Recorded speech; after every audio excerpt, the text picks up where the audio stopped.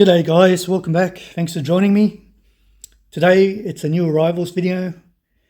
I've got some stuff from the last market I was at, Bankstown Markets.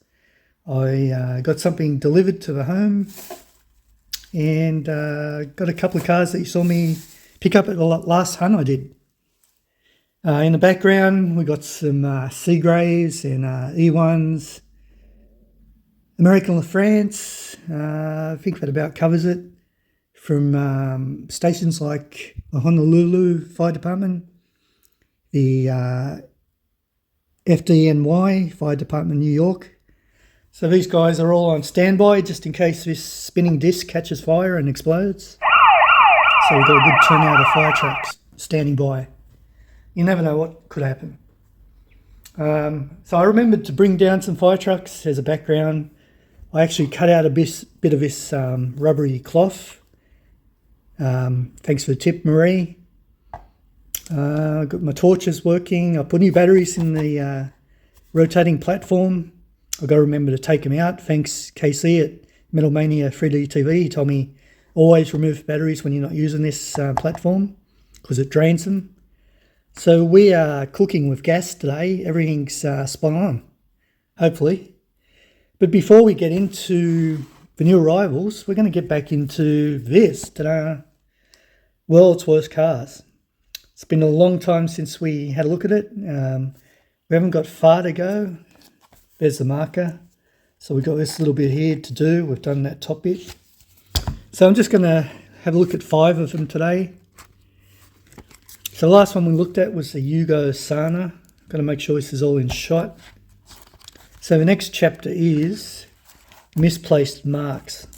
Maybe go back a bit. Yeah. It's going to be a bit of glare on this side from the lamp next to me, but it is what it is.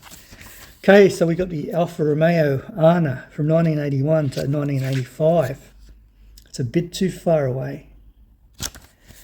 There's a picture of it. Specs, top speed 158 km per hour or 98 mile per hour. 0 to 60 mile per hour, 13.1 seconds, flat 4. And it's from Italy. So it says, it's easy to spot an Ana thanks to its ornate Alfa Romeo shield, which sits incongruously with the awful plastic Nissan grille.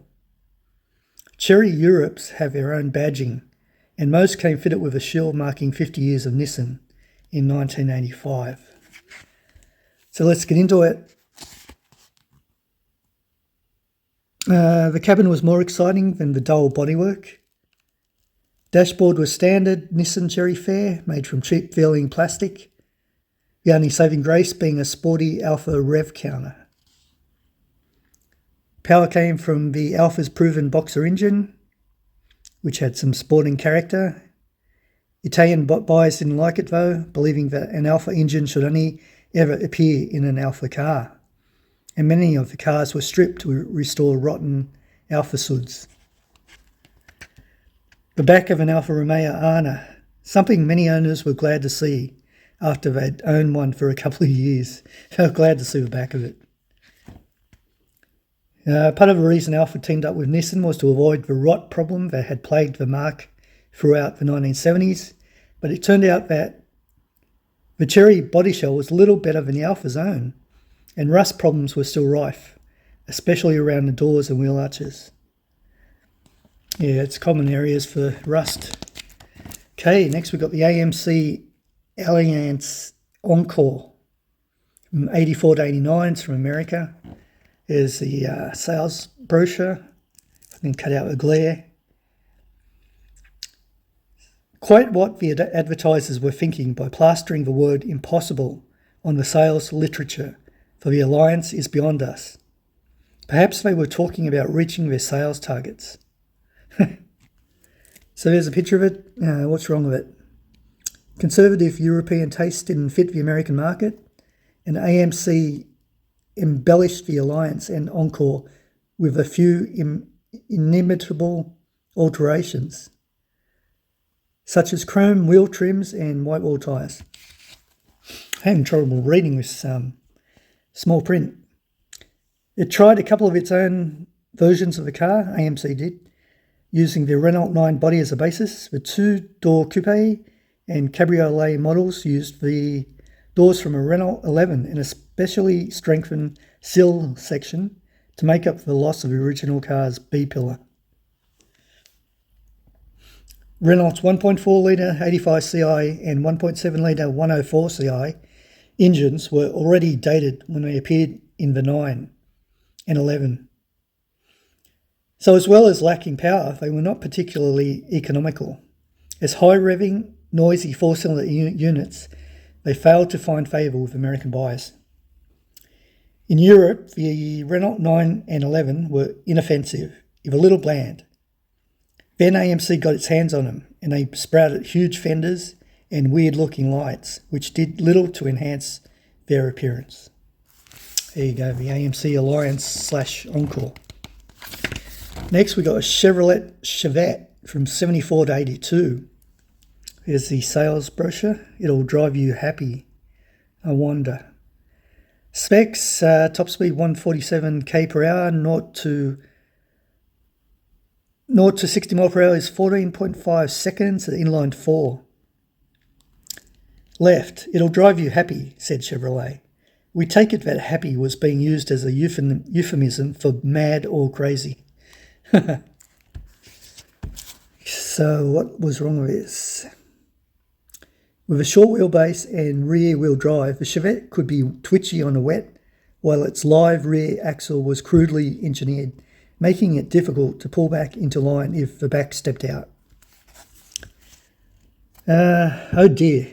The fake wood panelling that adorned many a Chevette gave it the look of an upmarket station wagon. Or so said Chevrolet. In reality, it served only to make a daft car look even dafter. I am having trouble reading. My eyes are a bit watering. Okay, Americans like their cars to be big on the outside and equally spacious once you climbed in the door. The Chevette claimed to be a genuine 5-seater, but space in the rear was so cramped it could house only 2 in comfort. Chevette's nose was modified to distinguish it from European models, losing the original car's sleek profile and replacing it with the front of a Chevy Nova. The excess chrome was completely out of keeping with the car's compact character. So that was the Chevette. Next we have the Chrysler Avenger from 77 to 82. This is from England. 134 km per hour top speed, 0 to 60 mile per hour, 19 seconds, had an inline 4. There's a shot of the interior. Just look at that interior. Quite who Chrysler was trying to fool when it claimed the Avenger was better than its Hillman predecessor is anyone's guess, and the cabin was definitely no improvement. Those seats look terrible. Okay, there's a lot to read here. I'm going to skip through some of it. Rust problems on the Chrysler models were extensive, rot often appearing in the sills, wings and door bottoms. Talk about tasteless. The Avenger's original, rather sporty cabin was given lurid striped seat facings, often in orange and brown. Yeah, like that. A horrid plastic steering wheel made the matters even worse. At least Chrysler didn't mess around with the Avenger's running gear, so despite its many shortcomings, it was mechanically tough enough to keep on going without any major problems until it rotted out completely. Alrighty, and the last one, how are we going for time? Wow, 10 minutes to read 5 pages. Chrysler TC Maserati from 86, it's American. Top speed of 210 km per hour, 0 to 60 mile per hour, 8.8 seconds, had an inline 4. There's the picture. The Chrysler company claimed the TC was engineered for dependability, power and performance. Really? Many owners got no warning their TCs, what's a TC? Oh yeah, TC Maserati, were about to expire because the instrumentation was always unreliable and oil pressure and fuel gauges often giving inaccurate readouts. Maserati Source V6 was smooth, powerful and sounded glorious. Should have been a great success, but it was prone to blowing oil sills or overheating and warping its cylinder heads. It's hardly surprising that the LeBaron bore a resemblance to a Cadillac Alliance. A Cadillac Allanti. Both were styled by the same people.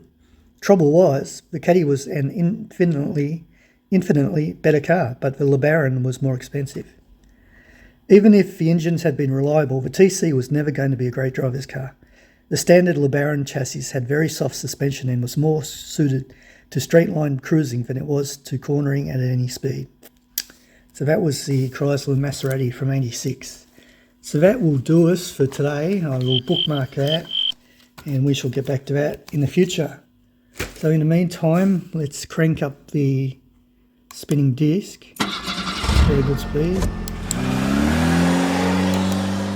Maybe that one. Let's give it a bit of zoom. Zoom, not out. That's too much. Okay, that'll do. Okay, let's see what we got. So you would have seen me pick this up from the reject shop. I'm going to crack it open because I will be keeping this. Okay, let's see what we got. A bit of zoom might help, Jim. So it's 2000 and a 2012 copyright. It's a Beetle 4x4, 157 scale, made in Thailand. Die-cast. Trying to keep this in shot.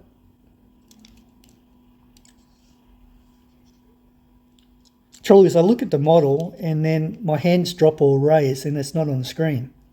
So I've got to keep looking at the screen. This red engine part would look a lot better chrome, wouldn't it? Sunroof, but yeah, I like that. That's nice. Got a couple of beach patrol rescue vehicles, so this will join the fleet. So let's put that up on the little display and have a look at the next one. Now this one, I don't know about this one. I think I might keep this as a trade or a giveaway. There's a series. What else would I like? I saw the Maverick, the black and red Maverick. That was quite nice. And the 2000 GT, which was an Air, I wouldn't mind getting that. But yeah, I think I'll keep this in a package. Nice little 240Z custom Datsun. Front and rear details. Won't be able to look in the interior because of the reflection. But yeah, that's nice. Nice wide mags on it. So yeah, that'll be kept as a giveaway. Okay, there's not much to get through, so hopefully we can keep this video under 25 minutes. So at the flea market, Bankstown Flea Market, which I went to for the first time, I picked up this little Mini. This was only $1. And as soon as I saw it, I saw the luggage and all that, I thought, yeah, I've got to get that. So as you can see on the base, it's just a cheap brand made in China. Held together with a screw, which is good. These tyres are weird. They feel like AFX slot car tyres. They're really soft. They're not. I don't think they're rubber, but anyway, let's have a look at the interior. So it's a right-hand drive, which is good. The windows are a little bit hazed. I haven't cleaned this up yet.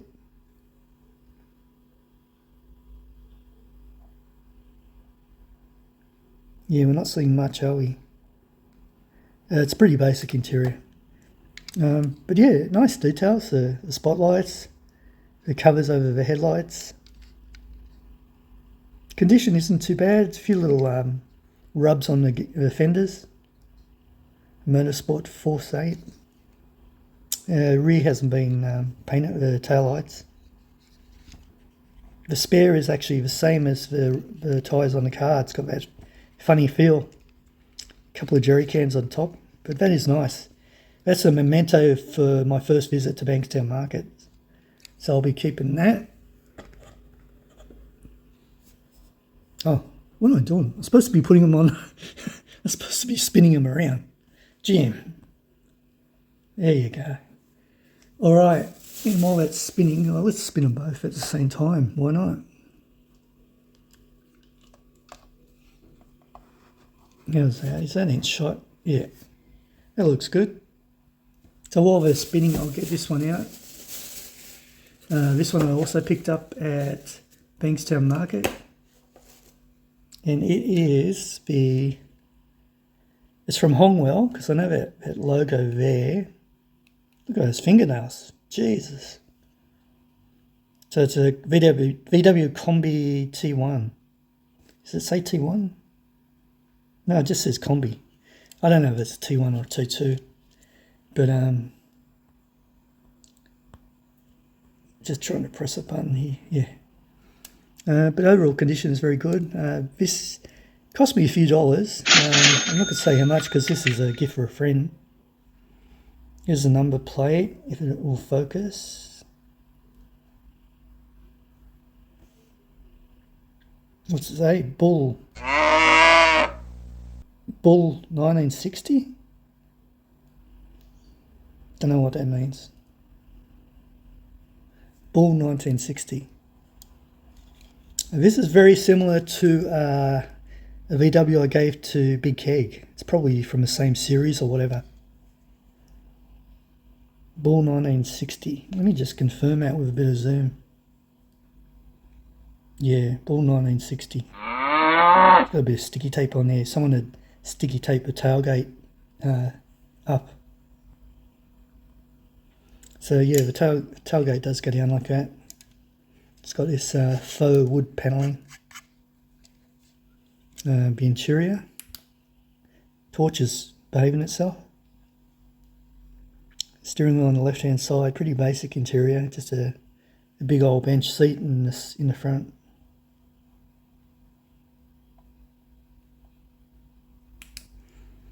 Yeah, but that's nice. I like those wheels. There's a chrome exhaust pipe too. Got to be careful; that could break off. So why isn't it closing? I think that sticky tape's stuck in the joint there. That's why it's not closing properly. Oh, there you go. Yeah, but that's pretty nice. So let's give that a spin as well. Let's crowd this. I can actually put this little Mini in the back there if I put the tailboard down. It sort of fits on there like that. Yeah, it's cool.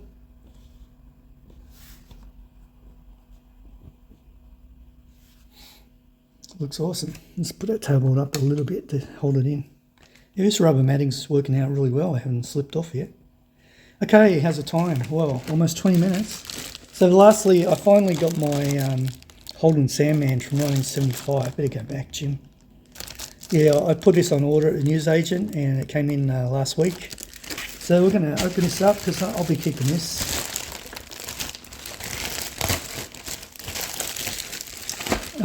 The red Monaro was there as well. I could have got that. They had a few extras, but I decided not to. So yeah, I'm not going to open this magazine. We're running out of time. I'd like to keep this video under 25 minutes if possible. So there's the car. It's a very nice colour. So we are going to open it. Not suitable for children under 14. Made in Bangladesh. Bangladesh seems to be cutting into China's territory. Like they're making a lot of die-cast, I noticed, is Bangladesh. So they must be cheaper to make it. It must be cheaper to make it in Bangladesh rather than, sorry about noise, rather than China. Okay, move this away from the camera.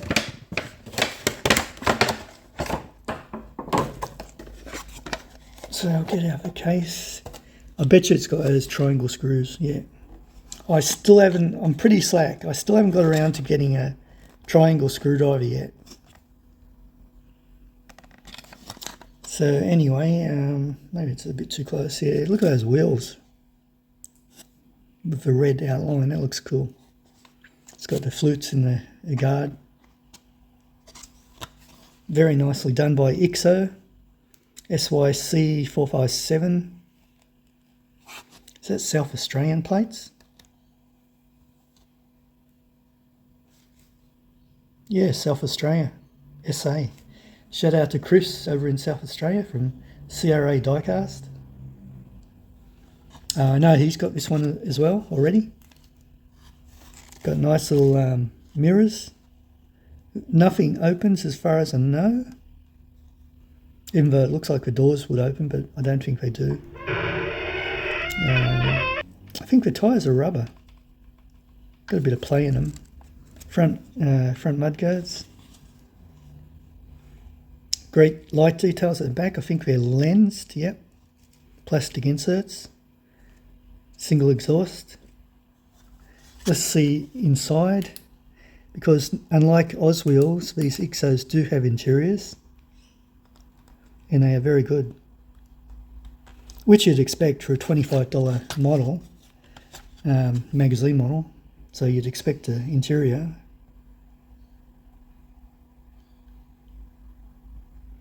Yeah, that's really nice.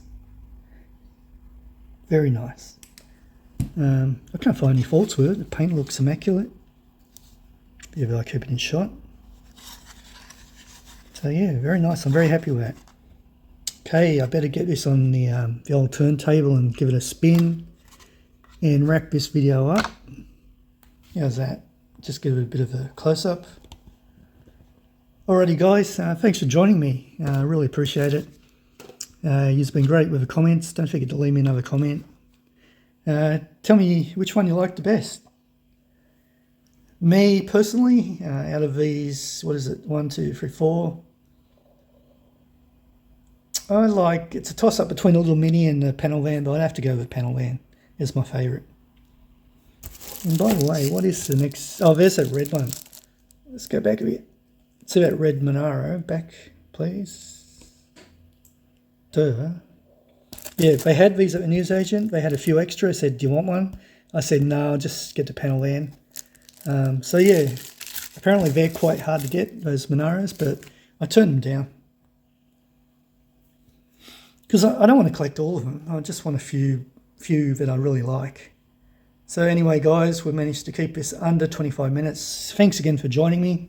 Have a great day, and I'll see you next time. Bye for now.